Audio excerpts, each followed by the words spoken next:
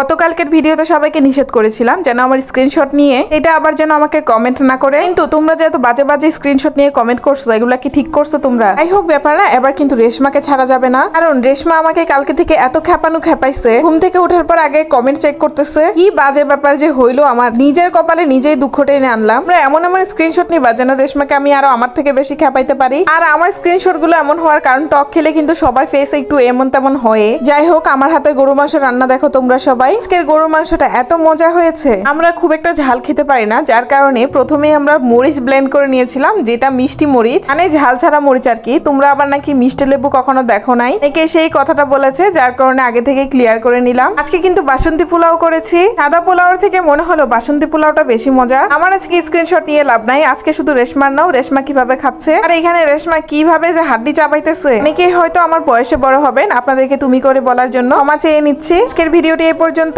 আর যেটা বলেছি সেটা যেন কথা মতো হয়। আল্লাহ হাফেজ।